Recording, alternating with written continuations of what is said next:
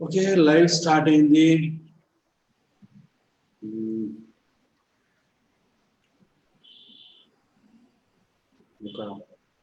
ఇంకా వస్తే స్టార్ట్ చేద్దాం. అంతా విమూర్తులకి జై శ్రీరామ్, వెంకట్ జై శ్రీరామ్, గౌతమ్ జై శ్రీరామ్, జ్యోతి శ్రీనివాస్ జై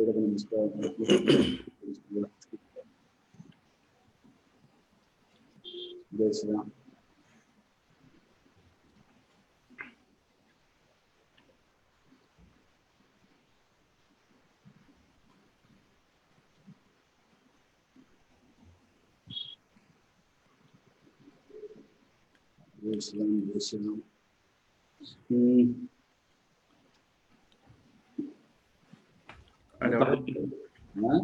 వాడెవడో బేగ్గాడు ఒకడు వచ్చినట్టున్నాడు అన్న అప్పుడే వచ్చింది.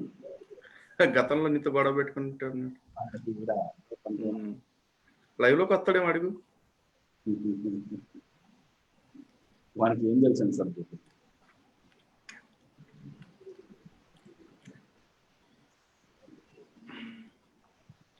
ఇది స్క్రీన్ షేరింగ్ ఓకే కదా?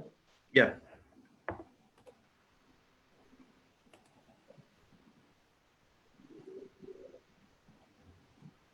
ముగ్గురు మనగాళ్ళకు సెల్యూట్. మీరు చేస్తున్న ధర్మ పోరాటం సెల్యూట్. ఓకే, ఈ రోజే కాదు, ఇంకా రేపు ఎల్లుండి సూపర్ సబ్జెక్ట్స్ ఉన్నాయండి. అవైతే ఇంకా మిమ్మల్ని ఒక రేంజ్ లోకి తీసుకెళ్ళి సంతోషపెడతాయని చెప్పేసి భావిస్తున్నాము. సో ఇప్పుడు డిక్లేర్ చేయాము. ఓకే, చలో ఓకే స్టార్ట్ చేద్దాము. 83 ఉన్నాం, స్టార్ట్ చేద్దాము.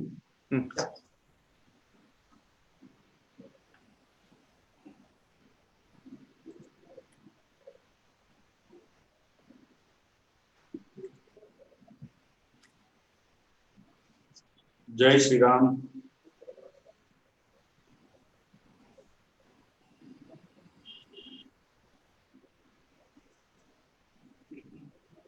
జై శ్రీరామ్. హిందూ బంధువులందరికీ నమస్కారం అండి.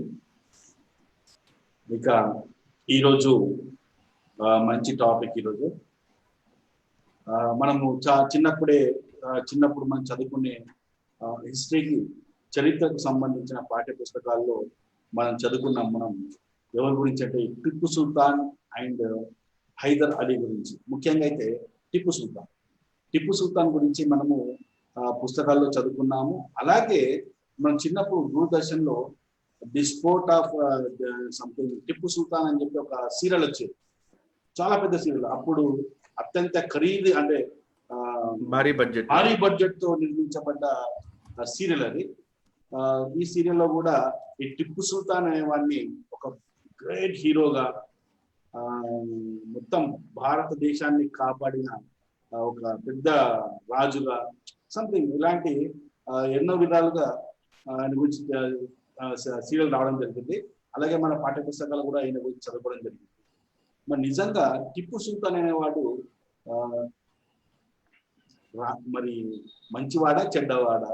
మంచివాడు చెడ్డవాడు అంటే హిందువుల పట్ల ఏ విధంగా ఉన్నాడు, ఇతర మతాల పట్ల ఎలా ఉన్నాడు, అలాగే వీళ్ళు మన అకృత్యాలు చేశారా, ఏం చేశారు వీళ్ళు, అసలు వీళ్ళ చరిత్ర ఏంటి, ఈ దేశానికి పట్టిన దరిద్రులా లేకపోతే మంచివారా అనే విషయాలు కూడా ఈరోజు లైవ్ ద్వారా తెలుసుకున్నాము.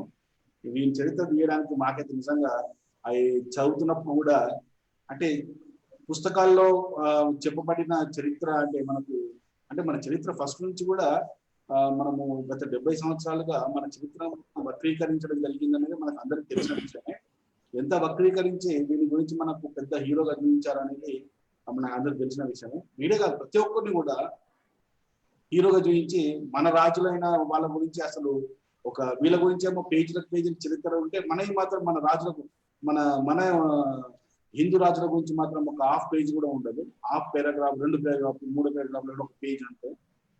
సో సరే, మిగతా విషయాలు పక్కన పెడితే వీడి సంగతి ఏంది, టిప్పు సుల్తాన్ అనే వాడు అసలు వీడి చరిత్ర ఏంది, వీడు చేసిన దరిద్రాలు ఏంటి, మరి వీడి హీరోనా లేకుంటే జీరోనా అనేది మనం తెలుసుకున్నాం.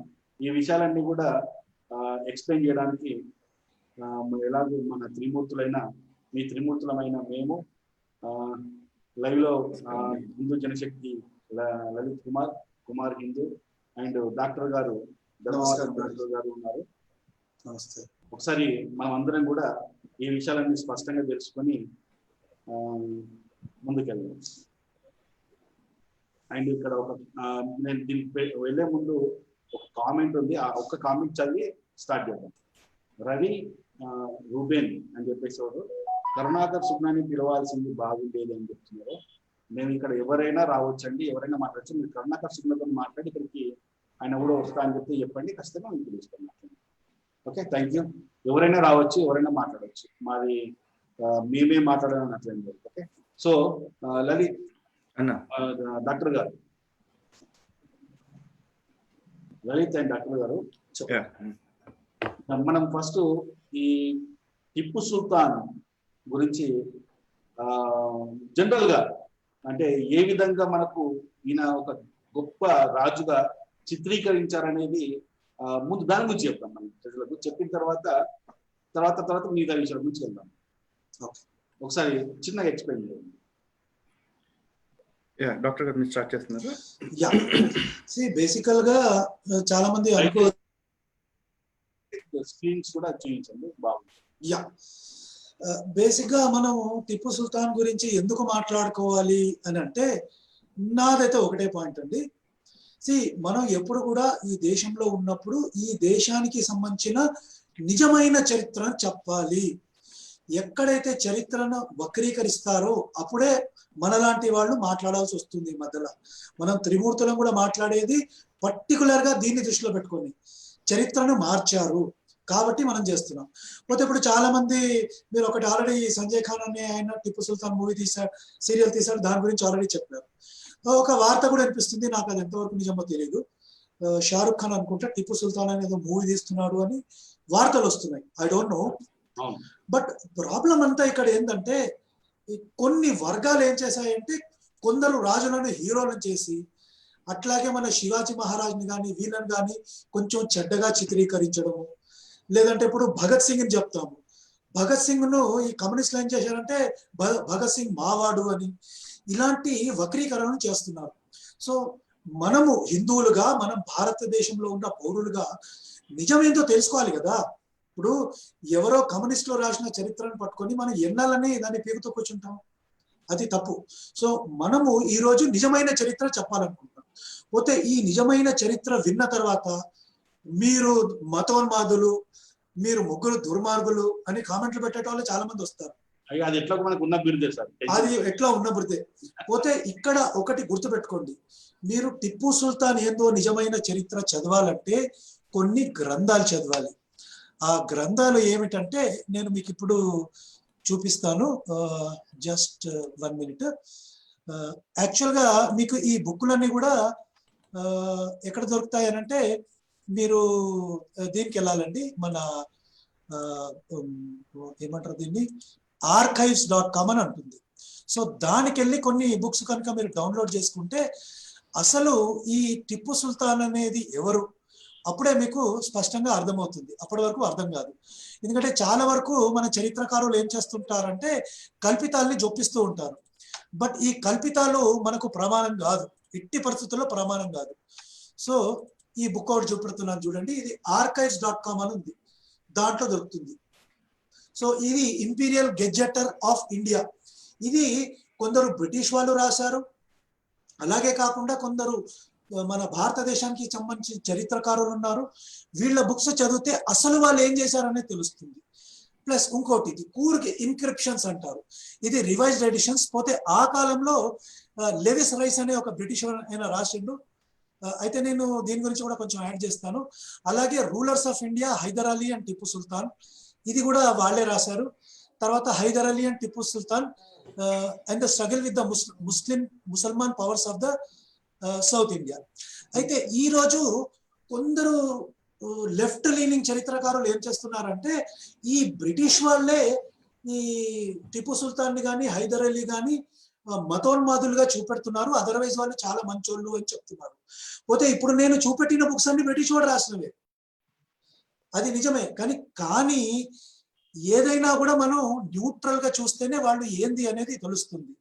అయితే ఒకటి వీళ్ళు ఏం చెప్తుంటారంటే లెఫ్ట్ లీనింగ్ వాళ్ళు, అంటే టిప్పు సుల్తాను బ్రిటిష్ వాడి పైన పోరాడాడు కాబట్టి వాడు మన భారతదేశాన్ని గౌరవించేవాడు అని ఒక మాట చెప్తారు. అయితే నేను ఒక చిన్న ఎగ్జాంపుల్ ఇస్తాను, ప్రేక్షకులు కానీ మీరు కూడా దీని మీద కామెంట్ చేయండి. ఇప్పుడు నాకు ఒక ఇల్లు ఉంది అనుకుందాం, ఆ ఇంటిని ఒకడొచ్చి ఆక్రమించుకున్నాడు. ఓకే, అతడు ఆక్రమించుకున్న తర్వాత మూడో వ్యక్తి వచ్చి ఆ ఇంటిని తీసుకుందామని చూస్తే వాడు ఫైట్ చేస్తాడా చేయడా? కంపల్సరీగా చేస్తాడు. సో ఈ హైదర్ అలీ కానీ టిప్పు సుల్తాన్ కానీ ఇక్కడి వాళ్ళు కాదు, వాళ్ళ పూర్వీకులు ఎక్కడి నుంచో బాగ్దాద్ నుంచో లేకుంటే ఆఫ్ఘనిస్తాన్ నుంచి వచ్చారని చెప్తున్నారు. వాళ్ళు వచ్చి ఇక్కడ రాజ్యం ఏర్పరచుకున్నప్పుడు బ్రిటిష్ వాడు ఏం చేశాడు, వాడు అన్ని ఆక్రమించుకోవాలని చూశాడు. అప్పుడు ఖచ్చితంగా టిప్పు సుల్తాన్ అనేవాడు ఫైట్ చేస్తాడు బ్రిటిష్ వాళ్ళతో. వాడు ఫైట్ చేసింది భారతదేశం కోసం కాదు, వాడి రాజ్యం ఎక్కడ పోతుంది దానికోసం ఫైట్ చేశాడు. అలాంటప్పుడు ఎవరైనా ఫైట్ చేస్తాడు. అయితే వీళ్ళు రాణి ఈ రుద్రమాదేవి వీళ్ళందరూ ఫైట్ చేయలేదా, మరి వాళ్ళు కూడా రాజ్యం కోసం చేశారంటే వాళ్ళు ఇక్కడ పుట్టిన వాళ్ళు, వాళ్ళే మతాలు మార్చలేదు కదా. హిందువుల మీద పడి కత్తులు పెట్టి నువ్వు మతం మార్చకుంటే చంపేస్తాను రా అని ఎవరు ఏ రాణులు కూడా అలాంటి పనులు చేయలేదు కదా. సో మన దేశంలో ఉన్న రాజులతో టిప్పు సుల్తాన్ని మనం ఎట్టి పరిస్థితుల్లో పోల్చలేము. వాళ్ళు పరాయి దేశాల నుంచి వచ్చిన వాళ్ళు, ఇక్కడి వాళ్ళు కాదు. ప్లస్ వాళ్ళు చేసిన ఈ కృత్యాలు కూడా చాలా ఉన్నాయి. మనం రాను రాను ఇంకొంచెం ముందుకెళ్తే మనం ఎక్స్ప్లెయిన్ చేస్తాం. సో లలిత్ మీరు చెప్పండి, మ్యూట్ ఉంది. అందరికీ నమస్కారం అండి, జై శ్రీరామ్. సో అన్న, యాక్చువల్లీ చరిత్ర గురించి మాట్లాడుకుంటూ ఉంటే ప్రతి దేశానికి ఒక చరిత్ర ఉంటుంది.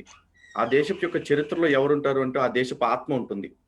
కానీ దురదృష్టవశాత్తు భారతదేశపు చరిత్రకు వచ్చేపాటికి జొప్పించబడ్డ చరిత్రలు, దొంగ కథనాలు, సానుభూతి కథనాలతోటి మన చరిత్రకు మసిపూసేసి పరాయుడి చరిత్రకు పౌడర్ రాసేసి మనకే వినిపిస్తా ఉన్నారు. దాన్ని మనం చదువుకుంటూనే ఉన్నాం. అదే మన పిల్లలకి తర్వాత తరాల వాళ్ళకు కూడా నేర్పించే పరిస్థితి ఉంది ఈ రోజున. దాని నుంచి బయటపడాలి అని చెప్పేసి చాలా మంది చాలా రోజుల నుంచి ప్రయత్నం చేస్తూ ఉన్నారు. కానీ వీళ్ళ అదృష్టమో దురదృష్టమో దేశంలో ఉన్న కొంతమంది ఈ కుహనా మేధావులు ఎవరైతే ఉన్నారో వాళ్ళు వీళ్ళ యొక్క చరిత్రల్ని, అంటే ఇంకా ఆ తప్పుడు చరిత్రలే మనం చదువుకునేలాగా ఒక స్ట్రాంగ్ ఫౌండేషన్ పెట్టేసి వెళ్ళిపోయారు. ఇప్పుడున్న వాళ్ళు కూడా దాన్ని ఆ లెగసీ కంటిన్యూ చేస్తూ ఉన్నారు. అయితే ప్రధానంగా దీంట్లో బాగా లాభపడింది ఎవరు, లబ్ధి పొందింది ఎవరు అంటే 100% ముస్లిం రాజులు. ఈ దేశాన్ని ఎవరైతే ఆక్రమించుకున్నారో, విదేశాల నుంచి వచ్చి మన దేశం మీద దండయాత్రలు చేశారు, మన దేశం నిండా దమనకాండాలు చేసిన వాళ్ళు ఎవరైతే ఉన్నారో ఈరోజు వాళ్ళందరూ హీరోల్లాగా ప్రతిబింబించేలాగా చరిత్రలు రాయబడింది. నిజంగా ఈ విషయంలో వాళ్ళు ఎవరికి ఎక్కువ రుణపడి ఉండాలి అంటే మొట్టమొదట రుణపడి ఉండాల్సింది బ్రిటిషర్స్కి. ఎందుకు రుణపడి ఉండాలి అంటే నిజానికి బ్రిటిషర్స్ కంటే చాలా ఎక్కువ కాలం భారతదేశాన్ని బానిసత్వంలో పెట్టుకునే ప్రయత్నం చేసింది. భారతదేశంలో బ్రిటిషర్స్ కంటే ఎక్కువ దమనకాండ చేసింది ఎవరైనా ఉన్నారు అంటే మొట్టమొదట ఈ ముస్లిం దురాక్రమణదారులే. అందులో ఖిల్జీలు ఉన్నారు, మొఘల్స్ ఉన్నారు, తురుష్కులు ఉన్నారు, పర్షియన్స్ ఉన్నారు, చాలా మంది ఉన్నారు. ఏ పేరుతో వచ్చినా వాళ్ళు చేసింది ఏంటంటే భారతదేశాన్ని మతరాజ్యంగా స్థాపించే పని చేశారు తప్ప వాళ్ళు ఎక్కడ ఎటువంటి సేవా కార్యక్రమాలు గొప్ప పనులు చేయాలి. ఈ ముస్లిం సామ్రాజ్యవాదులు, దురాక్రమణదారులు వీళ్ళందరూ కూడా భారతదేశానికి మిగిల్చి వెళ్ళిన అతి గొప్ప చారిత్రక సంపద ఏంటో తెలుసా?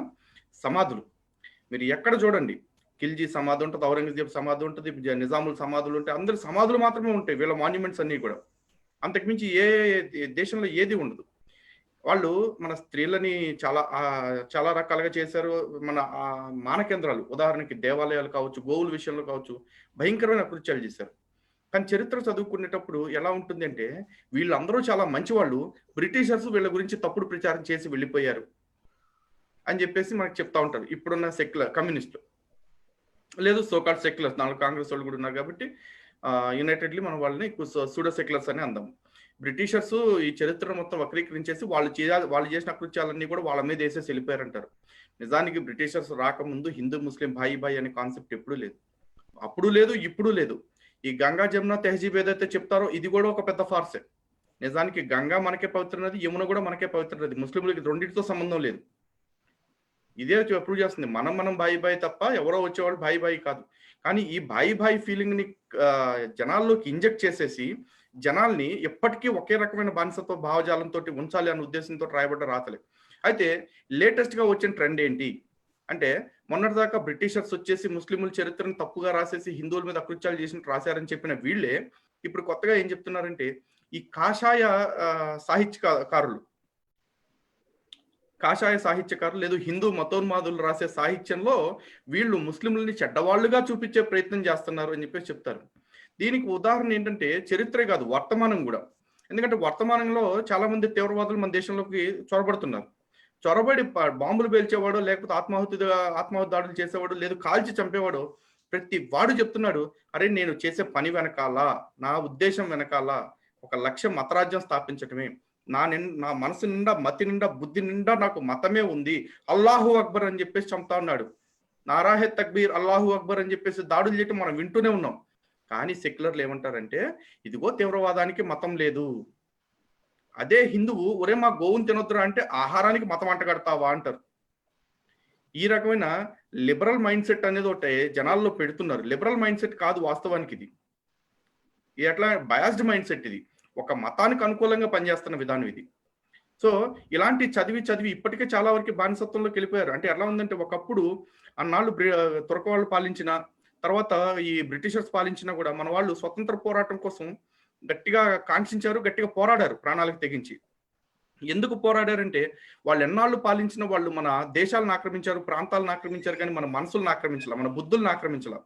కానీ ఇప్పుడు ఈ సాహిత్య దండయాత్ర ఏదైతే జరుగుతుందో దీనివల్ల మన మనసుల్లో తెలియని బానిసత్వం పెరిగిపోయింది. ఈ రోజు నిజంగా ధర్మం కోసం పోరాటం చేద్దామంటే ఎంతమంది వస్తున్నారో మనం చూస్తున్నాగా. దేశం కోసం పోరాటం చేద్దామంటే ఎంతమంది వస్తున్నారో కూడా మనకు అర్థమైపోతుంది వాతావరణం. ఎందుకంటే ఈరోజు పాకిస్తాన్తోనూ చైనాతోనూ ఇండియాకి యుద్ధం వస్తుంటే వీళ్ళు ఇచ్చే స్టేట్మెంట్స్, దేశంలో ఉండే కుహనా మేధావులు, యుద్ధం వల్ల ఏమిటి లాభం, యుద్ధం వల్ల ఏం సాధిస్తాం. నిన్నగాక మొన్న మన దేశాన్ని బలంగా చూపించుకోవటానికి రఫేల్స్ అని చెప్పేసి ఒక గొప్ప యుద్ధ విమానాలని మనం దిగుమతి చేసుకుంటే, దాని గురించి కూడా రఫేల్స్ మహా అయితే శత్రువుల నుంచి కాపాడుతాయేమో కానీ, లేదు శత్రువుల్ని చంపుతాయేమో కానీ 10 మంది ఆకలి తీరుస్తాయా అని చెప్పి స్టేట్మెంట్లు ఇస్తున్నారు. అంటే మన దేశపు యొక్క మనస్తత్వం ఇట్లా మారిపోవడానికి కారణం ఏంటంటే, ముమ్మాటికి ఇటువంటి బానిసత్వపు చదువులు. సో ఇటువంటి బానిసత్వపు చదువుల్లో మొన్న కర్ణాటక గవర్నమెంట్ తీసుకొచ్చిన ప్రతిపాదన ఏమిటి అంటే, ప్రతిపాదన కాదు, ఒక దారుణమైన ఇది ఏంటంటే, టిప్పు సుల్తాన్ అనే ఒక స్వాతంత్ర సమర యోధుడి కథని పాఠ్యాంశంగా పెట్టడం. సో ఇక్కడ టిప్పు సుల్తాన్ ని స్వాతంత్ర సమర యోధుడు అని ఎందుకన్నాను అనేది ఎక్స్ప్లెనేషన్ నేను ఇస్తాను ఖచ్చితంగా. సో ఈ పాఠ్యాంశాన్ని మొన్న యడ్యూరప్ప గారు వచ్చిన తర్వాత దాన్ని పాఠ్యాంశం నుంచి తొలగించేశారు. యా, సో ఇవన్నీ ఎక్స్ప్లెయిన్ చేయడం కోసం ఈ రోజు యొక్క లైవ్ యొక్క ఉద్దేశం. ఇంట్రడక్షన్ ఇవ్వండి అంతే, తర్వాత ముందు చాలా మంది. యా, ఓకేనా? Yeah, okay. అంటే ఇక్కడ మనం కూడా ఒక విషయం కూడా స్పష్టంగా చెప్పాలి. ఏంటంటే బాయ్ అంటారు, అసలు దేనికి బాయ్ నాకు అనేది నాకు అసలు అర్థం కాదు. ఎందుకంటే ఈ రెండు మతాలు కూడా ఏవైతే ఇప్పుడు అన్ని మతాలు ఏవైతే చెప్తున్నామో, ఆ రెండు మతాలు కూడా ఈ దేశంలో పుట్టినవి కాదు. వాళ్ళు అవి బయట నుంచి వచ్చి మన దేశ సంస్కృతిని, మన దేశ సంపదను కొల్లగట్టుకొని పోయిన వాళ్ళే తప్ప ఈ దేశం కోసము మన కోసం చేసింది ఏమీ లేదు. అలాగే వాళ్ళు ఇక్కడ స్థాపించింది కూడా ఏదో మత రాజ్యాలను స్థాపించింది తప్పించి వాళ్ళు ఈ దేశం కోసము త్యాగాలు చేసింది లేదు. అన్న ఇక్కడ యాక్చువల్లీ మతరాజ్యం అనేది ఎట్లా ఉంటుందంటే, వీళ్ళు పాఠ్యాంశాల్లో చెప్పేటప్పుడు, సీరియల్స్ లో చూపించేటప్పుడు వాళ్ళని చాలా సెక్యులర్ గా, లిబరల్ గా చూపిస్తారు. కానీ చరిత్రలో గొప్ప అదృష్టకరమైన విషయం ఏమిటి అంటే, ఎవరైతే ఈ రాజులు ఉన్నారో వాళ్ళు డైరెక్ట్ గా క్లెయిమ్ చేసుకున్నారు, మేము మతరాజ్యం స్థాపించడానికే వచ్చామని చెప్పేసి. అది ఫర్దర్ డిస్కషన్స్ లో మనం చూపిస్తాం. అయితే ఇంకో చిన్న పాయింట్ కూడా యాడ్ చేస్తా. ఇప్పుడు మతరాజ్యం స్థాపించడానికి వచ్చిన వాళ్ళు చాలా మైనారిటీ ఉన్నారు. అది మన ప్రేక్షకులు చాలా క్లియర్ గా చెప్పాలి. మనము క్రిస్టియన్స్ ని, ముస్లిమ్స్ ని అందరినీ ఒక అర్థంలో చూపెట్టట్లేదు. ఈ మతాలలో ఉన్న అమాయకులు చాలా మంది ఉన్నారు. 95% అమాయకులు ఉన్నారు. ప్రాబ్లం అంతా ఈ మతరాజ్యాన్ని స్థాపించడమో, దాన్ని ప్రోత్సహించడం చేసే వాళ్ళు 5% మైనారిటీ. చాలా మంది మతం మారిన వాళ్ళు అమాయకులు యాక్చువల్ గా. ఆ పాయింట్ మనం ప్రత్యేకంగా చెప్పాలి. వీళ్ళు ఇప్పుడు లేటెస్ట్ గా కూడా ఇప్పుడు మన అయోధ్యలో రామ మందిర్ మన భూమి పూజ జరిగినప్పుడు కూడా ఈ ముస్లిమ్స్ కూడా ఎలాంటి స్టేట్మెంట్స్ ఇచ్చారనేది మనందరికీ తెలిసిన విషయం. అంతేకాదు ఇప్పుడు మళ్ళీ ఇప్పుడు కొత్తగా ఏమంటుందంటే ఇన్ని కోట్లు ఖర్చు పెట్టి రామాలయం అక్కడ మందిర్ కట్టడం అవసరం ఉన్నది, ఆడ ఏదైనా హాస్పిటల్ కట్టొచ్చు కదా, లేకపోతే ఇంకేదన్నా కట్టొచ్చు కదా. మరి మీకు దేశం కోసం, దేశ ప్రజల కోసం అంత త్యాగాలు మీకు చేయాలనిపిస్తే మీ మసీదులు ఎక్కడెక్కడ ఉన్నాయి అన్ని కూడా కొట్టేసుకుని అక్కడ హాస్పిటల్ కట్టండి. ఎందుకు అయోధ్యలోనే మసీదుకి 5 ఎకరాలు కట్టుకోమని ఇచ్చారు, అక్కడ కోవిడ్ సెంటర్ లేకపోతే హాస్పిటల్ కట్టిస్తారంట వీళ్ళు. అదే అక్కడే కాదు, అక్కడ ఎందుకు కడుతున్నారు అంటే మన రామాలయం యొక్క టెంపుల్, మీరు టెంపుల్ కడుతున్నారు, మేము హాస్పిటల్ కడుతున్నాం అని చెప్పేసి ఒక కోణం చూపించడానికి మాత్రం చేస్తున్నారు. అది నిజంగా మీరు అంత ఈ దేశం కోసం, ఇక్కడ దేశ ప్రజల కోసము అంత సేవ చేయాలని మీకు అనిపిస్తే మిగతా రాష్ట్రాల్లో ఉన్న మసీదులను తీసేయండి. అక్కడ ఇక్కడ ఎందుకన్నా హైదరాబాద్ లో ఓవైసీ హాస్పిటల్ ని కోవిడ్ సెంటర్ గా మార్చేయండి.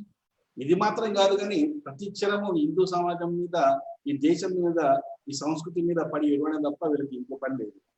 Okay right. ఇప్పుడు మనం నెక్స్ట్ టాపిక్ వచ్చేసి ఇప్పుడు కర్ణాటకలో ఇంతకుముందు లలిత్ కర్ణాటకలో కాంగ్రెస్ ప్రభుత్వం ఉన్నప్పుడు, ఈ కాంగ్రెస్ మొదటి నుంచి ఉంటే మన చరిత్రను మొత్తం వక్రీకరించి చేసిందే. ఈ 70 సంవత్సరాలు నిజంగా ఈరోజు కాంగ్రెస్ ప్రభుత్వం కాంగ్రెస్ పార్టీ పతనం కావడం వల్ల నిజమైన చరిత్ర మొత్తం బయటపడుతుంది ఈరోజు. అది మన అదృష్టం అనుకోవాలి. సో ఈరోజు కర్ణాటకలో కాంగ్రెస్ ప్రభుత్వం ఉన్నప్పుడు టిప్పు సుల్తాన్ని పాఠ్యాంశాలు పెట్టారు, వాళ్ళు పాఠ్యాంశాలు పెట్టారు. ఇప్పుడు యడ్యూరప్ప ప్రభుత్వంలో ఈ టిప్పు సుల్తాన్ యొక్క పాఠ్యాంశాన్ని తీసేశారు. అసలు వాళ్ళు పెట్టడానికి గల కారణం ఏంటి, తీసేయడానికి గల కారణం కూడా సిద్ధరామయ్య అనే సీఎం ఉన్నప్పుడు ఇది కాంగ్రెస్ వాళ్ళు ఏంటంటే ఓటు బ్యాంకు రాజకీయము, ఒక సెక్యులర్ ఫ్యాబ్రిక్ ని ఎస్టాబ్లిష్ చేసుకోవటం కోసం, వాళ్ళు చూపించుకోవటం కోసం చేసిన ఇదే తప్ప ఏమీ లేదు. ఇటువంటి భావజాలం వల్లే చాలా మంది దేశ ప్రజలు కాంగ్రెస్ ముక్త భారత్ ని కోరుకున్నారు. నిజానికి మోడీ గారు వచ్చిన తర్వాత కాంగ్రెస్ ముక్త భారత్ అని ఒక నినాదం ఇచ్చారు. ఆ నినాదం మోడీ గారు ఇచ్చారంటే అది ఆయన వ్యక్తిగతం కాదు, ఆయన భారతీయ ప్రజల్లో పాతుకుపోయిన అభిప్రాయం ఏదైతే ఉందో దాన్ని ప్రకటించారు బహిరంగంగా. అంతే. బ్రిటిషర్స్ తోటి మనం కొన్ని వందల సంవత్సరాలు పోరాటం చేసేసి బ్రిటిష్ ముక్త భారత్ని తెచ్చుకోగలిగాం. ఈరోజు కాంగ్రెస్ ని వదిలించుకోవడానికి మనకి 70 ఏళ్ళు పట్టింది. ఎందుకు కాంగ్రెస్ ని వదిలించుకోవాలనుకున్నాము అంటే ఇదే మనస్తత్వము. ఈరోజు భారతదేశంలో చూసుకుంటే మనకి విక్రమాదిత్యుడు, చంద్రగుప్తుడి కాడి నుంచి తర్వాత చాలా మంది రాజవంశాలు వచ్చినాయి. చోళులు, చాళుక్యులు, పల్లవులు, హొయసులు అందరూ వచ్చారు. వాళ్ళు ఎవరి గురించి పాఠ్యాంశాల్లో మనకి ఎక్కడా కనపడదు. కానీ మొఘల్స్ గురించి కనపడుతుంది. జలాలుద్దీన్ అనేవాడిని అక్బర్ ది గ్రేట్ కింద మారుస్తారు. టిప్పు సుల్తాన్ మామూలు జమాలుద్దీన్, కమాలుద్దీన్ విడిపారు. వీడిని టిప్పు సుల్తాన్ పెట్టేసి స్వర్డ్ ఆఫ్ టిప్పు సుల్తాన్ అని చెప్పేసి ఒక సీరియల్స్ తీస్తారు. వాడి గొప్పతనాన్ని చూపించే ప్రయత్నం చేస్తూ ఉంటారు. నిజంగా టిప్పు సుల్తాన్ స్వర్డ్ ఆఫ్ టిప్పు సుల్తాన్ అని చెప్పి పెట్టారు కదా, మరి స్వర్డ్ ఆఫ్ టిప్పు సుల్తాన్ లో టిప్పు సుల్తాన్ నిజమైన స్వర్డ్ ఏం చెప్తుంది? వీళ్ళందరూ టిప్పు సుల్తాన్ని ఒక గొప్ప వీరుడు, సెక్యులర్ వాది అని చెప్పేసి చెప్తా ఉన్నారు. నిజానికి ఇది టిప్పు సుల్తాన్ యొక్క ఖడ్గం. కనిపిస్తుందా స్క్రీన్ మీద? కనిపించలేదా? ఒక్క నిమిషం.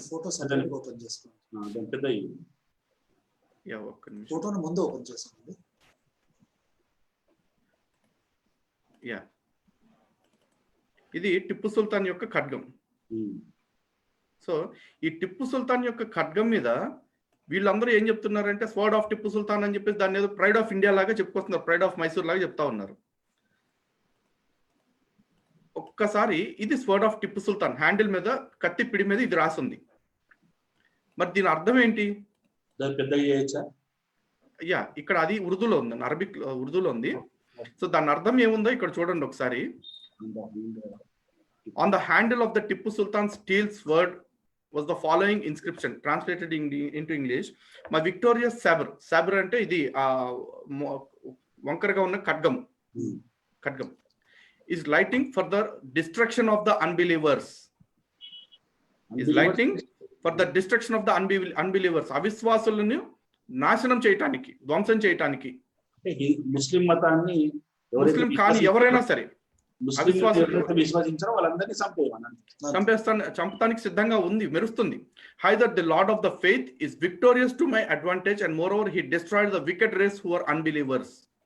Wicked race అంట, వికెట్ రేస్ అంట అన్బిలీవర్స్ అంటే. సో వీడేమో వాడి కత్తి మీద ఇట్లా పెట్టుకుని నేను అవిశ్వాసుల్ని తెగ నరకటానికి వచ్చానని చెప్పి బహిరంగంగా చెప్పుకున్నాడు. వీళ్ళు ఏమంటారు, చాలా గొప్పవాడండి టిప్పు సుల్తాన్, తోపండి, తురుమండి, పెద్ద పీకుడుగాడండి అని చెప్పేసి చెప్తా ఉంటారు. మరి టిప్పు సుల్తాన్ ఏం చేశాడు? ఈరోజు టిప్పు సుల్తాన్ చేసిన అకృత్యాల కారణంగా మనం అందరం దీపావళి పండుగ జరుపుకుంటుంటే ఒక చోట మాత్రం దీపావళి పండుగ దీపావళి రోజున జరుపుకోరు వాళ్ళు, ఆ విషాదంతో. తర్వాత జరుపుకుంటారు నెక్స్ట్ ఎప్పుడు.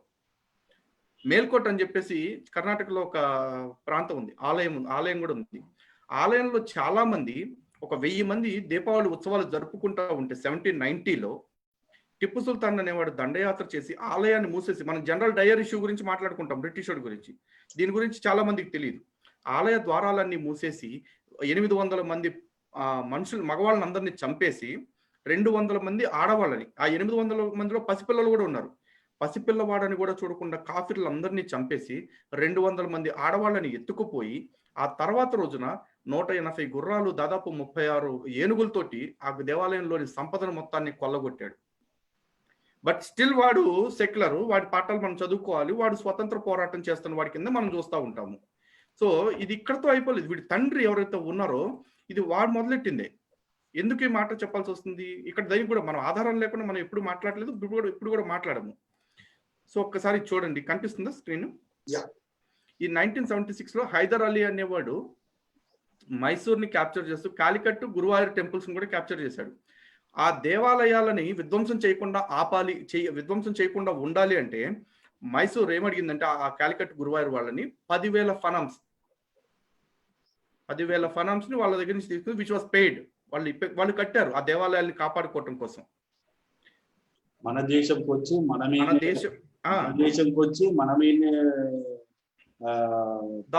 దాష్టికాలు చేసి మన టెంపుల్ కూలగొడుతుంటే మనం ఫైన్లు కట్టుకొని మనం కాపాడుకున్నాం. ఇవి కొన్ని దేవాలయాలు కాపాడుకున్న లిస్టు. ఇది కాపాడుకోలేక పోగొట్టుకున్న దేవాలయాలు చాలా ఉన్నాయి. అయితే ఇక్కడ వీడు ఇంత ఒక నిమిషం, ఇక్కడ లైవ్ మన కామెంట్స్ లో సీలా సబీరా అని చెప్పేసి ఎవరో ముస్లిం అనుకుంటా, సరే మేము చెప్పేటి ఫేక్ అని కనిపిస్తే ఖచ్చితంగా లైవ్ లో కూడా నేను తీసుకుంటాను, మరి నువ్వు చెప్పే నిజాలేంటో ఇక్కడ చెప్పి, నో ప్రాబ్లం. నీకు చెప్పే నిజాలేంటో కూడా మేము ఇక్కడ అందరికి వినిపిద్దాం. లైవ్ లో కూడా చాలా మంది ఉన్నారు, దాదాపు 200 మంది ఉన్నారు. 200 మంది మేము చెప్పింది ఏంటో నువ్వు కూడా చెప్పాల్సింది చెప్పు, ఏది నిజమో వాళ్ళు అంటారు. నువ్వు మనం చెప్పేది ఫేక్ అంటే నువ్వు వచ్చి ఫేక్ అని చెప్పేది గుర్తు చేయి, ఓన్లీ కామెంట్స్ పెడితే ఏమొస్తుంది? Okay, continue.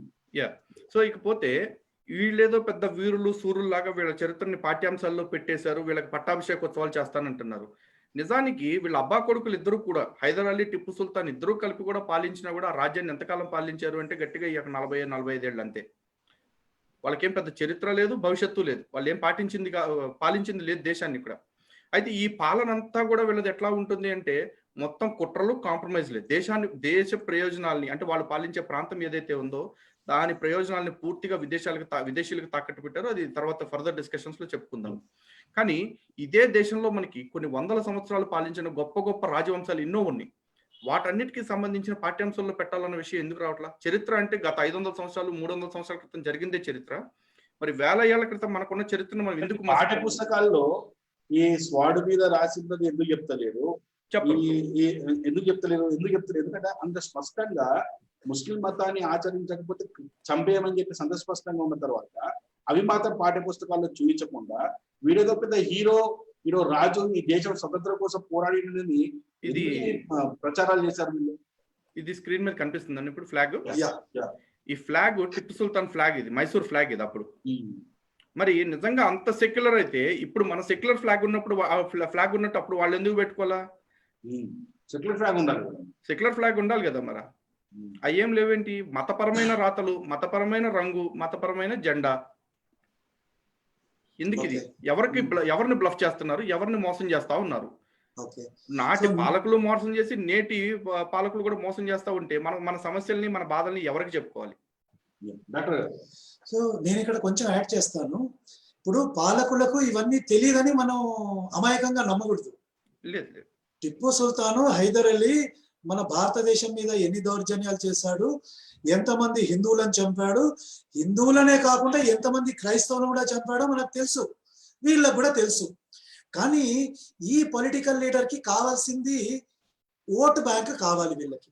సో బహుశా ఒక ముస్లిం లీడర్ని చాలా బాగా చూపెడితే మాకు ముస్లింలు ఓట్లు వేస్తారు అనే ఒక భ్రమలో వీళ్ళు ఉన్నారు, అందుకు వీళ్ళు చూపెడుతున్నారు. నేను ఒక్క యాడ్ చేస్తాను కదా. Yeah. మీరు నిజంగా చెప్పారు సార్, మీరు 100% కరెక్ట్ చెప్పారు. ఎందుకంటే ఈ ఓటు బ్యాంక్ కోసమే తప్ప వీళ్ళది చేసింది ఏం లేదు ఇప్పుడున్న నాయకులు కూడా. ఎందుకంటే మనం మన అయోధ్య రామ పూజ, మన భూమి పూజ చేస్తే ఇక్కడ ఉన్న ఏ ముఖ్యమంత్రి కూడా మనకు శుభాకాంక్షలు తెలియజేయలేదు. అయితే మన అక్కడ సీఎం కావచ్చు, ఇక్కడ సీఎం కావచ్చు, మాజీ సీఎంలు కూడా ఎవరు కూడా మనకు శుభాకాంక్షలు తెలియజేయలేదు. ఎందుకంటే ఎప్పుడైతే మనకు శుభాకాంక్షలు తెలియజేస్తారో వాళ్ళ ఓటు బ్యాంక్ అనేది దెబ్బ కొడుతుందని చెప్పేసి వాళ్ళు మనకు శుభాకాంక్షలు కూడా తెలియజేయని పరిస్థితి ఉన్నది. అయినా కూడా మనం వాళ్ళకి ఓట్లు వేసి మనకు మన ముఖ్యమంత్రుల్ని వాళ్ళని మంత్రుల్ని చేస్తున్న దృష్టిలో మన హిందూ సమాజం ఉంది. దయచేసి హిందూ సమాజం ఇప్పటికైనా ఆలోచించి ఎవరికి ఓటు వేయాలనేది ఆలోచించుకొని ఓటు వేయండి. సార్ చెప్పండి. మీరు చెప్పేది అదే కాదు, నేను ఈవెన్ ముస్లింలను కూడా రిక్వెస్ట్ చేస్తాను, మీరు మీ ఓటు వేసేటప్పుడు ఎవరికి వేస్తున్నారో చూడండి. ఎందుకంటే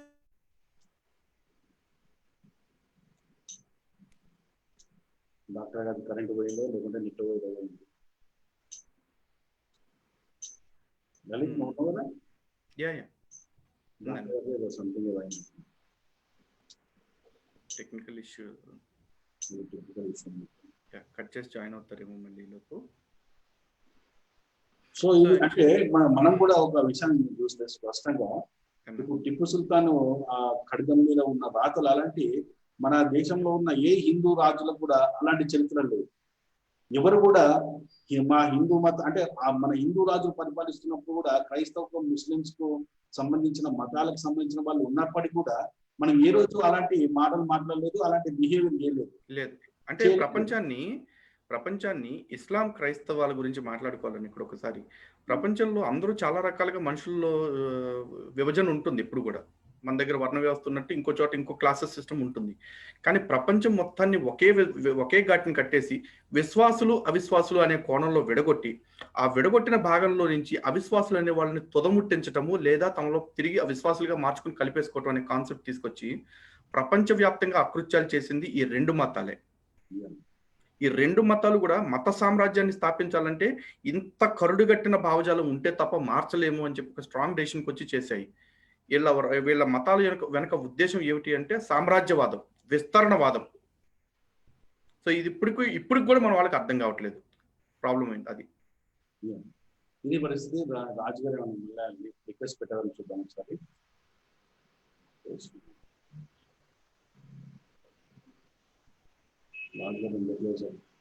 ఓకే, నెక్స్ట్ క్వశ్చన్ సార్. రాజుగారికి ఏమైనా కాల్ చేస్తారు సార్? కాల్ నేను చేస్తాను సార్.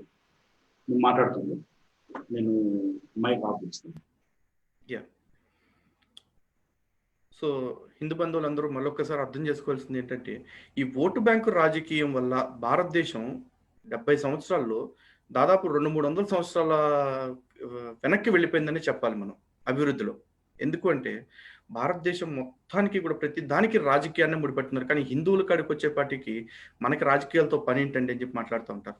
నిజానికి మనకు రాజకీయాలతో కాదు, మనకి భారతదేశంతో పని ఉంది. భారతదేశాన్ని ఈరోజు రాజకీయాలు శాసిస్తున్నాయి. కాబట్టి ప్రతి హిందువు కూడా రాజకీయాల పట్ల అవగాహన పెంచుకోవాలి. చాలా మంది ఏం చెప్తారంటే ముస్లింల్లో యూనిటీ ఎక్కువ ఉంటుందండి, హిందువుల్లో ఆ యూనిటీ లేదు కాబట్టి ఈ పరిస్థితి వచ్చింది అంటున్నారు. నిజంగా ముస్లింల్లో కూడా యూనిటీ ఉండదండి. కాకపోతే వాళ్ళ మతం విషయంలో కూడా వచ్చేప్పటికీ అందరూ ఒక మాట మీద ఉంటారు. మిగతా విషయాల్లో వాళ్ళేం యూనిటీ లేదు. ఈ భారతదేశపు రాజ కుటుంబాల వ్యవస్థ చూసుకుంటే ఈ ముస్లిం పరిపాలకులు ఎవరైతే ఉన్నారో వాళ్ళలో వాళ్ళ జీవితకాలం కొట్టుకు చస్తూనే ఉన్నారు. వాళ్ళేమంత శుద్ధపూసలు కాదు, వాళ్ళేమో ఇంత ఐకమత్యంగా లేరు. కానీ వాళ్ళ మతం విషయంలోకి వచ్చేప్పటికి వాళ్ళందరూ ఒక మాట మీద ఉన్నారు. మనం కూడా అంతే, రకరకాల ఉద్దేశాలు ఉండొచ్చు, రకరకాల భావజాలాలు ఉండొచ్చు. అట్లీస్ట్ మన ధర్మం కాడికి వచ్చేప్పటికి మనందరూ ఒక మాట మీదకి, ఒక ఘాటి మీదకి రాగలిగితే గనక మనం కూడా ఎన్నో అద్భుతాలను సాధించవచ్చు. అండ్ ఈ రోజు టిప్పు సుల్తాన్ విషయంలో మనం చూస్తున్నాం. ఈ రోజు టిప్పు సుల్తాన్ అక్కడ పెట్టారు, తీసుకొచ్చి పాఠ్యాంశంగా చేర్చారు, పట్టాభిషేకం చేస్తానంటున్నారు. ఏమో రేపు తెలియదు, మన రాష్ట్రంలోనే రేపు నిజాం తీసుకొచ్చి నిజామే గొప్పోడు, నిజాం తోపు, నిజాం తురుము అంటారు. అఫ్కోర్స్ ఆల్రెడీ ఇప్పుడే అంట మొదలు పెట్టేశారు, మా నిజాం మాకు తోపు తురుము అని చెప్పేసి. మరి నిజాం చేసిన గొప్ప పనుల గురించి చెప్పే వీళ్ళు నిజాం చేసిన అకృత్యాల గురించి ఎందుకు గుర్తు చేయట్లేదు? సో అలాంటి పరిస్థితి ఇక్కడ రాకుండా ఉండాలి అంటే సమస్యల మీద, ఇట్లాంటి విషయాల మీద మనం ఇప్పటి నుంచి అవగాహన పెంచుకుని ఉండాలండి ఖచ్చితంగా.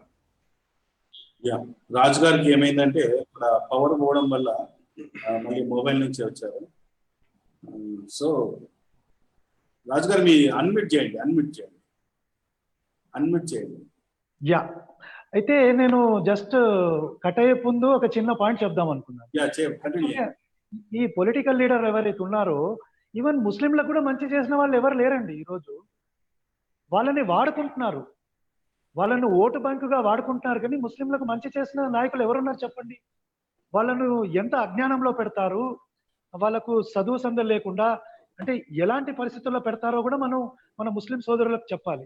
అందుకే ఈ ఓటు బ్యాంకు రాజకీయాన్ని ఎవరైతే ప్రమోట్ చేస్తారో వాళ్లకు ఖచ్చితంగా ముస్లింలు కూడా దూరంగా ఉండాలి.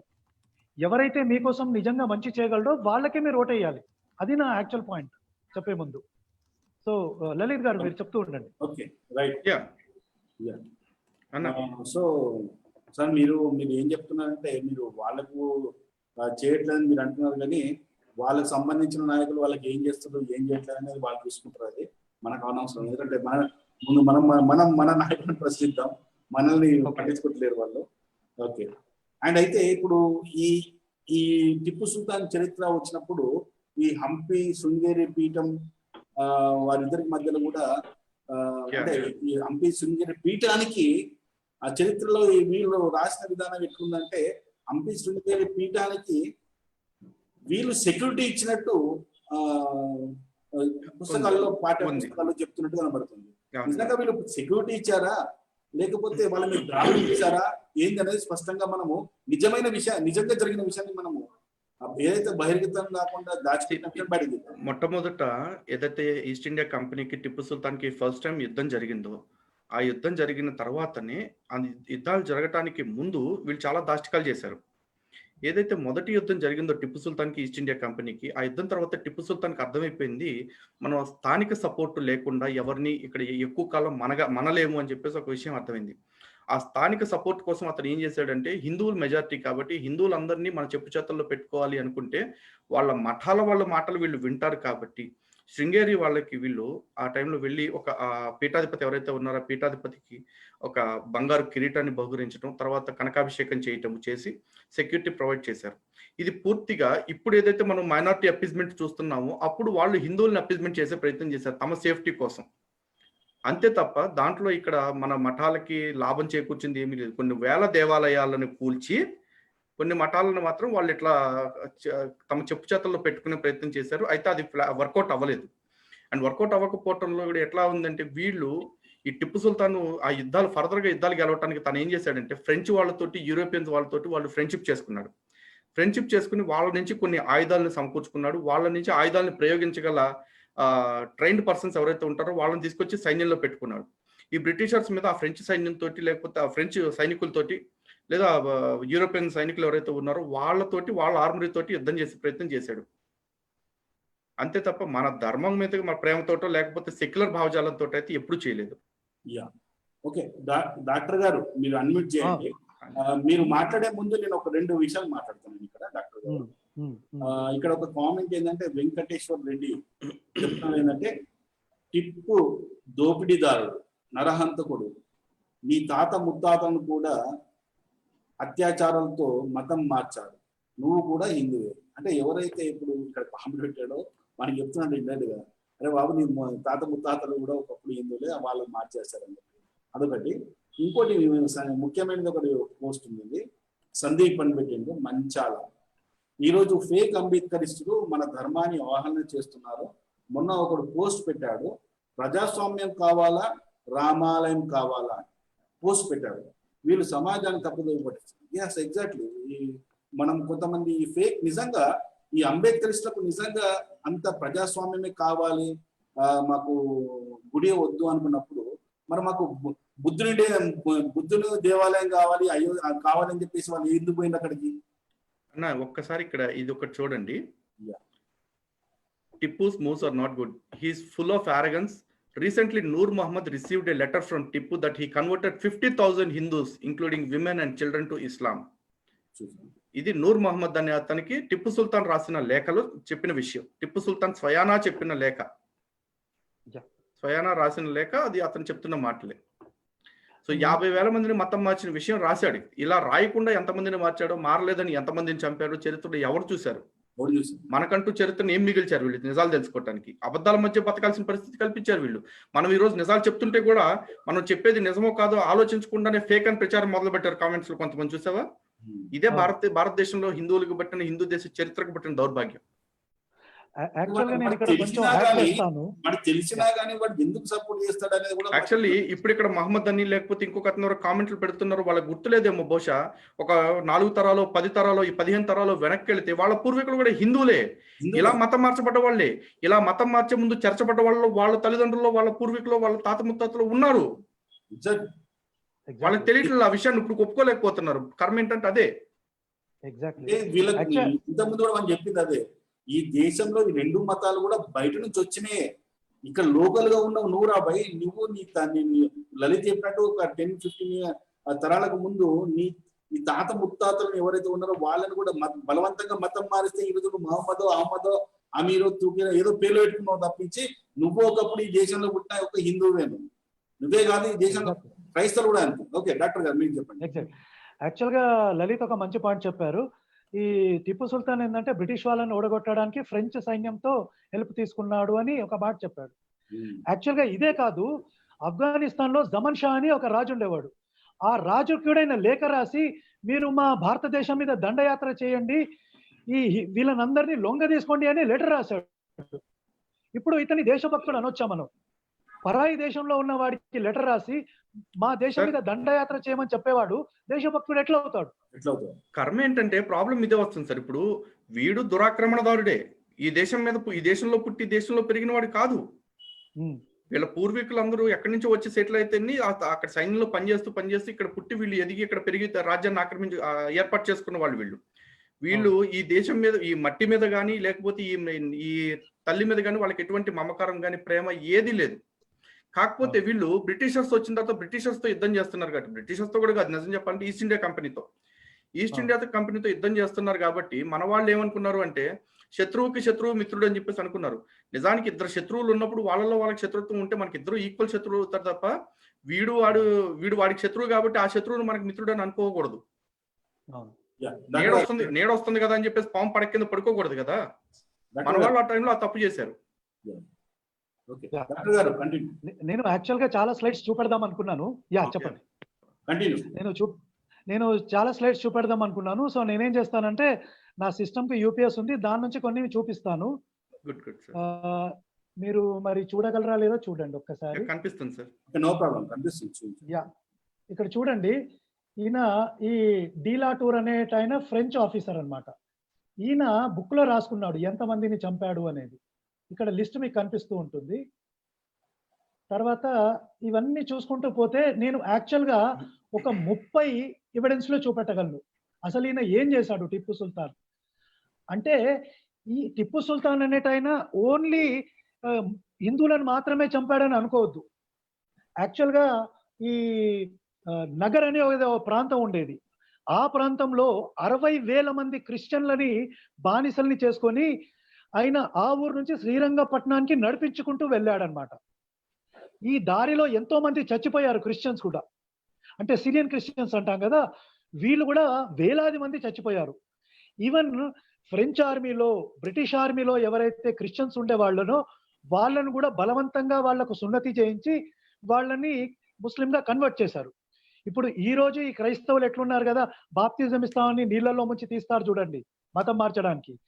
అప్పుడు ఈ హైదర్ అలీ టిప్పు సుల్తాన్ ఏం చేశారంటే బలవంతంగా వాళ్లకు సున్నతి చేయించి పోరాను ముస్లిం అయిపోయావు అని వాళ్ళు చెప్పేవాళ్ళు అనమాట.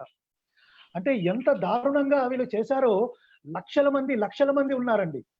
యాక్చువల్ గా నేను ఒక ఫిగర్ చూపెడతాను. ఇది క్రిస్టియన్స్ ఎంత మందిని కన్వర్ట్ చేశారో మీరు చూడవచ్చు. ఇక్కడ ఈ లిస్ట్ చూడండి ఎంతమంది ఉన్నారో. లేదా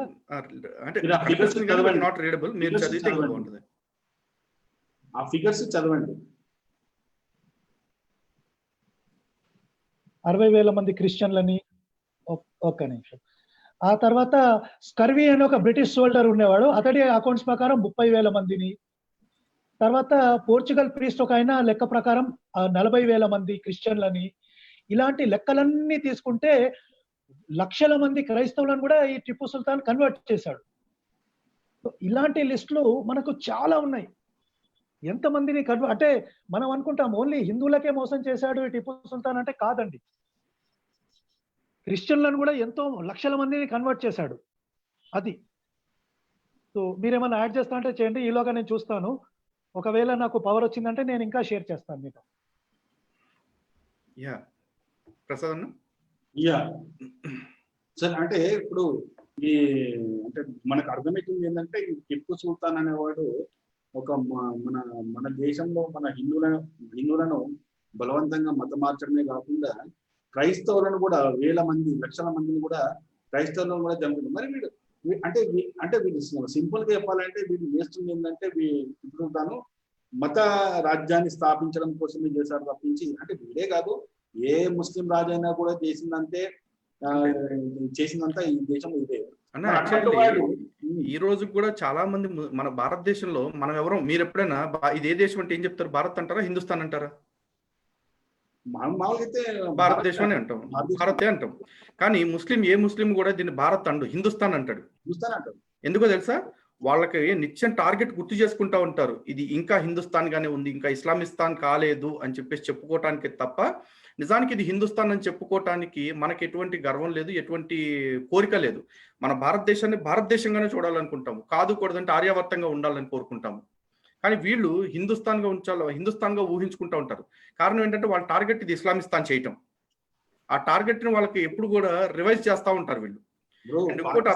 పాకిస్తాన్ లో కూడా స్టేట్మెంట్స్ అన్ని కూడా ఏ విధంగా ఉన్నాయంటే హిందుస్థాన్ అనే మాట్లాడతారు.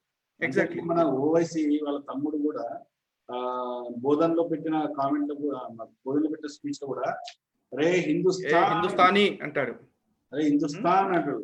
అయితే మరి ఇక్కడ నిజంగా ఇది ఒకవేళ వాళ్ళకి హిందువులు ఎక్కువగా ఉన్న నేల కాబట్టి హిందుస్థాన్ గా గుర్తించామనే ఫీలింగే వాళ్ళకు ఉంటే, ఇది హిందుస్థాన్ అనే ఫీలింగ్ వాళ్ళకు ఉంటే, ఇక్కడ హిందువులతో సఖ్యంగా ఉండాలన్న ఆలోచన వాళ్ళకు ఉండాలిగా. ఇప్పుడు హిందువులతో సఖ్యంగా లేకపోతే భవిష్యత్తులో జరిగే గొడవలన్నిటికీ ఇద్దరు కారణం అవుతారని వాళ్ళకి తెలియదా? ఈ మాట మనం కాదు, అరివీర భయంకర సెక్యులర్ గా చెప్పుకునే ఇందిరాగాంధీ గారే చెప్పారు. ఒకసారి ఒక బిషప్లు బృందం ఆవిడ దగ్గరికి వెళితే ఆవిడ అన్న మాట ఏంటి అంటే, no minority can be constantly safe by irritating their neighbouring majority. ఏ మైనారిటీ కూడా తన పొరుగునే ఉండే ఒక స్థిరమైన మెజారిటీ వర్గాల్ని పదే పదే విసిగిస్తూ ఎక్కువ కాలం సేఫ్ గా ఉండలేరు అని చెప్పి ఆవిడ అన్నమాటే, ఆవిడ ఇచ్చిన సూచన వాళ్ళకి.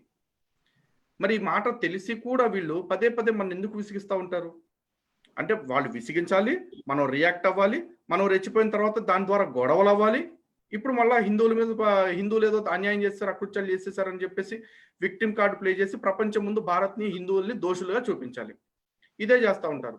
నిజానికి వీళ్ళు ఇందాక సార్ కూడా ఒక మాట చెప్పారు, మైనార్టీలు వీళ్ళ స్కీమ్స్ గురించి, వాళ్ళకి ప్రభుత్వాలు ఓటు బ్యాంకులో చూస్తున్నాయని చెప్పేసి. నిజానికి ప్రభుత్వాల నుంచి వాళ్ళు కోరుకునేది వేరని. యాక్చువల్లీ ఇది మైనార్టీ వెల్ఫేర్ మినిస్ట్రీతే చూపిస్తున్నాను నేను. వీళ్ళకి గతంలో లాగా మసీదులు కట్టుకోవటానికి 3 లక్షలు, లేకపోతే ఫారిన్ హజ్ యాత్రకి వెళ్ళొస్తానంటే 50,000 డబ్బులు ఇవ్వటం గవర్నమెంట్ ఆపేసింది. అది వీళ్ళకి నచ్చట్లేదు. మోడీ వీళ్ళకి మైనార్టీ వ్యతిరేకలాగా కనిపిస్తున్నారు. కానీ మోడీ గారు మైనార్టీస్కి నిజంగా ఏమీ చేయట్లేదా అంటే, ఎడ్యుకేషనల్ ఎంపవర్మెంట్ కింద scholarship schemes, Maulana Azad national fellowship, తర్వాత పడో పరదేశ్ అంటే విదేశాలకు వెళ్ళి చదువుకోవడానికి వీళ్ళకి సబ్సిడీ లోన్స్ ఇస్తా ఉన్నారు. నయా సవేరా అని చెప్పేసి వీళ్ళకి ఏదన్నా నేర్చుకోవాలనుకుంటే వొకేషనల్ కోర్సెస్కి వాళ్ళకి ఫ్రీ కోచింగ్, దానికి సంబంధించిన వేరే స్కీమ్స్ పెట్టారు. నై ఉడాన్ అని చెప్పేసి పెట్టారు. వాళ్ళకి అంటే గ్రూప్స్ రాస్తారు కదా, గ్రూప్స్ సివిల్స్ ప్రిపేర్ అయ్యే వాళ్ళకి సపోర్ట్ ఇవ్వడం కోసం. తర్వాత ఎకనామిక్ డెవలప్మెంట్ కింద స్కిల్ డెవలప్మెంట్ విషయంలో Seekho Aur Kamao, Ustaad, Naya Manzil, concessional credit through national minority development, ఈ రకంగా ఇచ్చారు. ఎకనామిక్ ఎంపవర్మెంట్ కి, ఇన్ఫ్రాస్ట్రక్చర్ డెవలప్మెంట్ కి, ప్రధాన మంత్రి జన్ వికాస్ కార్యక్రమం కింద వాళ్ళకి ఏదైనా ఇన్ఫ్రాస్ట్రక్చర్ అరేంజ్మెంట్స్ కావాలంటే అవి చేస్తున్నారు. ఇంకా స్పెషల్ నీడ్స్ కింద నై రోషిని అని చెప్పేసి మైనారిటీ విమెన్ ని లీడర్స్ గా తయారు చేయడానికి స్కీమ్స్ పెట్టారు. హమారి ధరోహర్ అని చెప్పేసి పెట్టారు, ఇప్పుడు స్కీమ్ నాకు తెలియదు. జియో పార్సీ, ఇది పార్సీస్ కోసం పెట్టారు. వర్క్స్ మేనేజ్మెంట్ కోసం కూడా ఈ స్కీమ్స్ అన్ని పెట్టారు. ఇంకా ఏది మనుషులకి ఏమి అవసరం అంటే ఇదే కదా, సోషల్ గా, ఎడ్యుకేషన్ పరంగా, ఇన్ఫ్రాస్ట్రక్చర్ పరంగా దీన్నే అభివృద్ధి అంటారు. అంతే తప్ప గుడి కట్టుకోవటానికో, గుడి చేసుకోవటానికో పావలా ఇచ్చాను, 10 రూపాయలు ఇచ్చాను, పక్క దేశం వెళ్ళొస్తానికి 10 పైసలు ఇచ్చాను, ఈ వేస్తే వాళ్ళని బెచ్చగాలం చేసినట్టు అవుతుంది. వాళ్ళ జీవన స్థితిగతులు పెరిగితే మైనార్టీలు డెవలప్ అవుతారు. మరి నరేంద్ర మోడీ గారు మతతత్వవాది అని వీళ్ళు అంటున్నారు. ఆయన ఏమంటున్నారంటే, మీ మతానికి కాదరా బాబు, మనుషులకి నేను సేవ చేస్తానని చెప్పేసి అంటున్నారు. ఇంత గొప్పగా చేసే నాయకుడు వాళ్ళకి గతంలో ఎప్పుడైనా దొరికాడా? కానీ వీళ్ళకి నచ్చరు. ఎందుకో తెలుసా? వీళ్ళు మతపరమైన కోరికలు మాత్రమే కోరుకుంటున్నారు కాబట్టి. మీరు 1 కోటి రూపాయలు, 100 కోట్లు, 1,00,000 కోట్లు ఇచ్చినా పర్లా, మాకు మసీదు కట్టుకోవడానికి 5 లక్షలు ఇస్తారా? ఇవ్వరా? యా, ఒక కామెంట్ ఒకటి. శ్రీవల్లి రామచంద్ర మేడం నిన్న లైవ్ లోకి వచ్చారు కదా, ఆవిడ బెంగళూరు కదా మేడం. మేడం ఒక కామెంట్ ఇచ్చారు ఏంటంటే, there is a place called Nandi hills near Bengaluru in which one point called Tipu drop where he used to throw Hindus from the hill. Even today people can visit this point. చూసాను అంటే హిందువులను ఎక్కడైతే కొండ మీద నుంచి పడేసిదో దాన్ని ఏం పాయింట్ అది టిప్పు డ్రాప్, అది నంది హిల్స్ లో అని చెప్పేసి. అంటే వాళ్ళు చేసిన అగాత్యాలు హిందువుల మీద ఎంత దారుణంగా ఉందనేది నాకు స్పష్టంగా అర్థమైపోతుంది. ఓకే రాజు గారు, మీరు ఏమైనా యాడ్ చేయాలి? యా, నేను యాక్చువల్ గా ఇప్పుడు చాలా మంది అంటుంటారు మనం చెప్పేదని అబద్ధాలు అని. ఇప్పుడు టిప్పు సుల్తాన్ సొంతంగా రాసుకున్న లెటర్ ని చూపెడితే నమ్ముతారా వీళ్ళు? సో నేను అది చేస్తాను. Very good. టిప్పు సుల్తాన్ తన స్వహస్తాలతో రాసుకున్న దాంట్లో ఏం చెప్పాడు, ఇది డేట్లతో సహా చెప్తున్నాను చూడండి ప్రేక్షకులు. 14th December 1788 ఇక్కడ టిప్పు సుల్తాన్ ఏం చెప్తున్నాడు చూడండి. నేను రెడ్ లో అండర్లైన్ చేశాను. 20 సంవత్సరాల లోపున్న వాళ్ళని, మగవాళ్ళని అందరినీ సున్నతి చేయండి. వాళ్ళను అంటే 5,000 మంది ఉన్నారు. ఎవరైతే ఒప్పుకోలేదో అన్బిలీవర్స్ వాళ్లకు చంపేసి చెట్టుకు వేలాడదీయండి అని రాశాడు. ఇది ఏ పుస్తకంలో రాశారంటే ఏషియాటిక్ యాన్యువల్ రిజిస్టర్ వాల్యూమ్ 7. ఇది ఇయర్ తో సహా చూపిస్తున్నాను, పేజ్ నంబర్లు కూడా చూపిస్తున్నాను. ఇది చూడండి. తర్వాత టిప్పు షేక్ కుతుబ్ అనేవాడికి 31st December 1788 లో రాసిన లెటర్ ఇది. దీంట్లో అంటున్నారు చూడండి, 20 సంవత్సరాల కంటే పై ఉన్నవాడిని చంపి చెట్లకు వేలాడదీయండి అని టిప్పు సుల్తాన్ స్వహస్తాలతో రాసుకున్నది. ఎవరంట వాళ్ళు? నాయర్లు, బ్రాహ్మణులు. తర్వాత టిప్పు సుల్తాన్ మొహమ్మద్ అలీ అతడికి 28th February 1787 లో రాసిన లెటర్ ఇది. అందరికీ బలవంతంగా సున్నతి చేయండి, వాడు మీ మాట వింటే పర్లేదు, లేదంటే వాడిని చంపేయండి అని చెప్తున్నాడు. ఇది టిప్పు సుల్తాన్ రాసుకున్న లెటర్ ఇది. టిప్పు సుల్తాన్ అబ్దుల్ ఖాదిర్ అనేవాడికి 2nd March 1789 లో రాసిన లెటర్ ఇది. ఇక్కడ అంటున్నాడు 10 నుంచి 20,000 మంది కాఫీర్లని అంటే ఇన్ఫెడల్ని మేము ఇస్లాంకి మార్చాము, అంటే వాళ్ళకి సున్నతి చేయించి ముస్లింగా మార్చాడు. ఇది తన చేతులతో రాసుకున్న లెటర్ లో టిప్పు సుల్తాన్ చెప్తున్నాడు. ఇది 10 నుంచి 20,000 మంది అండి ఒక్కసారిగా. తర్వాత టిప్పు సుల్తాన్ సయ్యద్ అబ్దుల్ అనే అతడికి రాసిన లేఖ 18 January 1790 ఇది. ఇక్కడ అంటున్నాడు చూడండి, దాదాపుగా అందరినీ కన్వర్ట్ చేశాము, కోచి అనే ప్రాంతంలో కొందరు మిగిలిపోయారు, వాళ్ళని మతం మార్చాలి అని చెప్తున్నాడు. ఇలాంటి లెటర్లు చాలా ఉన్నాయండి. నేను చెప్పుకుంటూ పోతే చాతంట లిస్ట్ అవుతుంది కాబట్టి నేను చెప్పట్లా. సో టిప్పు సుల్తాన్ ఏందో స్వహస్తాలతో తను రాసుకున్న లెటర్లో చెప్తున్నాడు. టిప్పు సుల్తాన్ని కూడా నమ్మరా మీరు? తన తన తన చేతులతో రాసుకున్న లెటర్లు అండి, డేట్లతో సహా చెప్తున్నాను. సార్ మీరు మరీ చెప్తారు సార్, ఒక టెర్రరిస్ట్ అల్లాహు అక్బర్ అని చంపుతుంటేనే వాడికి మతం లేదని చెప్తా ఉన్నారు, ఇంకా టిప్పు సుల్తాన్ చెప్తే నమ్ముతారా వీళ్ళు? అదే కదా. దేవి శ్రీనాథ్ గారు ఒకటి ఇచ్చారు, he wrote an letter to Afghanistan, come to India to establish Islamic country. అదే letter was in England.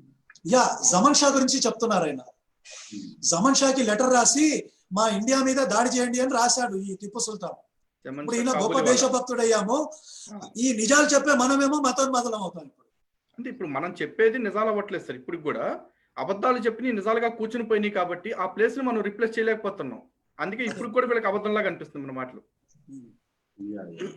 So ఇది అంటే టిప్పు సుల్తాన్ చేసిన అగాత్యాలు ఏంటి అనేది ఇంత స్పష్టంగా మనకు కనబడుతుంటే, మన పాఠ్య పుస్తకాల్లో ఏ రోజు కూడా ఇలాంటి ఒక్కటి కనబడలేదు. మనం వీడేదో ఈ దేశం కోసం పోరాడిండు, బ్రిటిష్ వాళ్ళ కోసం స్వతంత్ర పోరాటం చేసిండు, ఎవడరా చేసింది? ప్రసాద్ అన్న మీకు ఒక చిన్న రిక్వెస్ట్. యాక్చువల్లీ ఇప్పుడు మనం అంటే టిప్పు సుల్తాన్ వాళ్ళ బాబు ఇద్దరు కలిపి ఒక 45 ఏళ్ళు పాలించారు కాబట్టి మనం ఇంకా ఈ తక్కువ చూస్తున్నాం. మనం నిజంగా దాదాపు కొన్ని వందల సంవత్సరాలు పాలించిన మిగతా రాజులు ఎవరైతే ఉన్నారో, ముగల్స్ కానీ లేకపోతే ఇతర ముస్లిం సామ్రాజ్యాల గురించి కానీ మీరు కనుక నెక్స్ట్ కొన్ని ఎపిసోడ్స్ కనుక పెట్టగలిగితే ఇంకా చాలా వివరాలు చెప్పొచ్చు మన వాళ్ళకి. ముందు చాలా చూపించేటివి ఉన్నాయి, చాలా చెప్పేటివి ఉన్నాయి, మనము చాలా విషయాలు బయటకు తీసుకురావాల్సింది ఉంది. ఎగ్జాక్ట్లీ. ఓకే. అయితే అన్నిటికంటే పెద్ద జోక్ ఏంటంటే టిప్పు సుల్తాన్ పెద్ద రాకెట్ హీరోని చేశారండి వీళ్ళు. Exactly rocket scientist. నా ప్రశ్న రాకెట్ సైంటిస్ట్ ని చేశారు. యాక్చువల్ నిజానికి నన్ను టిప్పు ప్రశ్న సుల్తాన్ కి అడగనిస్తారు. యా, నన్ను ప్రశ్న అడగనిస్తారు అంటే మీరే చెప్పండి చెప్పండి. ఓకే, చెప్పండి ఇక చెప్పేసారు కదా, నేనేం అడగాలి, చెప్పేసండి అది కూడా. కొందరు సెక్యులర్ వాదులు టిప్పు సుల్తాన్ ని రాకెట్ సైంటిస్ట్ చేశారు. అంటే రాకెట్ లో మిసైల్ కనిపెట్టిన సైంటిస్ట్. అంటే ఇన్ని లక్షల మంది హిందువులని చంపి వాళ్ళ మతం మార్చి, ఇంత లక్షల మంది క్రైస్తవులను చంపి వాళ్ళ మతం మార్చినోడు రాకెట్ సైంటిస్ట్. టిప్పు సుల్తాన్ ఇట్లా ఉన్నాడు రాబాయ్, ఇట్లా చేశాడు రాబాయ్ అంటే మనమేమో మతం మాత్రమే. టిప్పు సుల్తాను అతను వాడేసిన తుప్పట్టిన తుపాకులు కూడా యూరోపియన్ సైన్యం నుంచి, ఫ్రెంచ్ సైనికుల దగ్గర నుంచి అడుక్కొచ్చి తెచ్చుకుని వాడినవే తప్ప సొంత టెక్నాలజీతో ఏది చేయాల.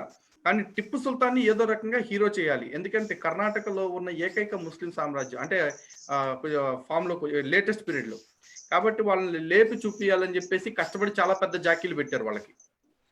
అంతే తప్ప అన్ని కూడా కట్టుకథలే. ఓకే, ఇంకా మనం ముందు ఇంకా మాట్లాడుకుంటూ వెళ్దాము. మణికంఠ గారు దయచేసి మీరు షర్ట్ లాంటిది ఏమైనా వేసుకొని వస్తే బాగుంటుందండి. మిమ్మల్ని కట్ చేస్తున్నా. అనిల్ మణికంఠ గారు. ఓకే, మణికంఠ షర్ట్ వేసుకుంటాండి, అప్పుడు మీకు కట్ చేస్తుంది. లైవ్ అండి, ఇది లైవ్ లోకి ఇక్కడ పద్ధతి ఉందండి. లైవ్ లో లక్షల వేల మంది చూస్తారండి. మీరు కూడా షర్ట్ వేసుకుంటాండి, పెట్టేసుకుంటారండి. నేను కట్ చేస్తున్నా, తర్వాత రండి. ఓకే సందీప్, అన్మ్యూట్ చేయండి, అన్మ్యూట్ చేసి మాట్లాడండి. భయ్యా నమస్తే. నమస్తే. మీరు ఇట్లాంటి కొన్ని కార్యక్రమాల వల్ల మాకు కొంచెం అవేర్నెస్ వస్తుంది. ఎక్కడైనా ఎవరైనా మాట్లాడినా, ఎవరైనా ఏం మాట్లాడినా కూడా వాళ్ళకి ఎలాంటి సమాధానం ఇవ్వాలి, ఏం మాట్లాడాలి, అసలు మనం ఎందుకు వెనుకబడిపోతున్నాం అనేది అయిపోతుంది. ఇంకోటి ఏంటంటే ఈరోజు కాంగ్రెస్ వాళ్ళు ఎవరైతే ఉన్నారో వాళ్ళు వాళ్ళని ఇంకా అదేదో వేద్దామని చెప్పి హైలైట్ చేస్తారు. కాకపోతే మీరు ఇచ్చిన కొన్ని రిఫరెన్స్ ని పట్టుకుని వాళ్ళకి మాట్లాడితే నోట్ మాట్లాడడం లేదు. కొన్ని రిఫరెన్సెస్ ని వాళ్ళు మాట్లాడే పదాలకు 1-2 పదాలు మాట్లాడితేనే వాళ్ళకి సమాధానం రావట్లేదు. ఇంకా మీరు సంపూర్ణంగా ఏదైతే చరిత్ర వక్రీకరించారో అట్లాంటి చరిత్ర మొత్తం అందరు వినగలిగితే, అందరు చూడగలిగితే ఈరోజు ప్రతి ఒక్కరు కూడా పడే పరిస్థితి ఉండదు.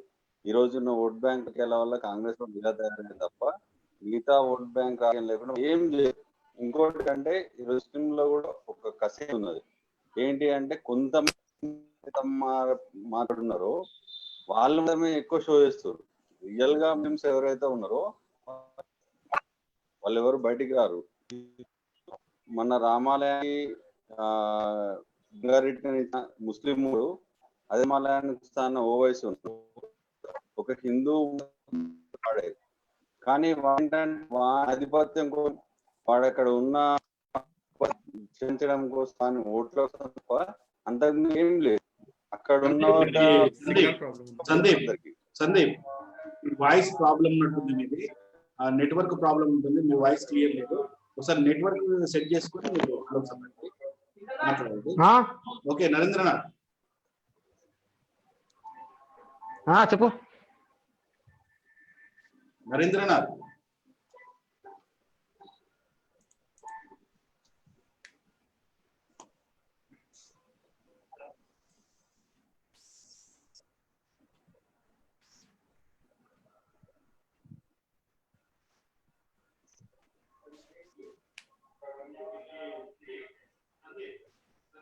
వేణుగోపాల్.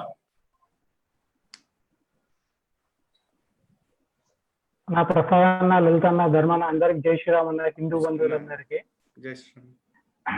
ఇప్పుడు శ్రీవల్లి మేడం చెప్పింది కదా, ఏదో టిప్పు డ్రాప్ అని. నేను ఒకసారి బెంగళూరు వెళ్ళడం జరిగింది అనమాట. అక్కడికి టిప్పు డ్రాప్ అని తీసుకుంటే ఆ గైడ్ కూడా ఏం చెప్తున్నాడంటే, ఇది ఇక్కడ ఏదైతే టిప్పు ఉన్నారో అరాచకాలు ఎవరైతే చేసిండో వాడిని ఇక్కడి నుంచి దోషేసేదని అంటున్నాడు అనమాట.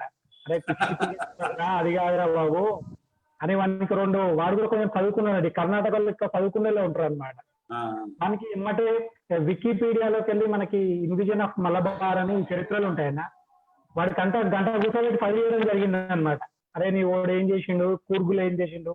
ఇక్కడ నుంచి బెంగళూరు నుంచి కూర్గ్ అని ఉంటదన్న. ఆ కూర్గులు ఏంటంటే ఒక 10,000 మంది హిందువులను అరాచకంగా వీళ్ళ ఆర్మీ అంటే క్రూయల్ అనమాట. ఇంకా చిన్న ఆడవాళ్ళని చెరిపేయడము, వాళ్ళని నరికేయడము, చిన్న పిల్లవాళ్ళని కూడా కొన్ని బుక్స్ ఉన్నాయన్న. చిన్న పిల్లవాళ్ళని కూడా పైకేసి కింద తలవారు పెట్టడం అనమాట. అంటే అంత అకృత్యాలు చేసిన వాడిని టిప్పు సుల్తాన్ని వీళ్ళు ఒక గొప్ప చరిత్రకారుగా సృష్టించిందన్నమాట. మన ఏదైతే స్వయం ప్రకటిత మేధావులు ఉన్నారో, ఈ సెక్యులరిజం మేధావులు ఉన్నారో, అక్కడ టిప్పుకు ఇప్పుడు కామెంట్స్ కూడా వీళ్ళు ఒప్పుకోరు అనమాట నిజాన్ని. ఇప్పుడు ఏదైతే అసౌద్దీన్ ఓవైసీ మహానుభావుడు ఉన్నాడో అన్ని మొన్ననే మన శివస్వామి ఈ గుబ్బలకు కొడతా అన్న కూడా అన్నాడు. ఎందుకంటే మళ్ళీ రామ్ మందిర్ ఇష్యూ గురించి మాట్లాడిండు అనమాట. మళ్ళీ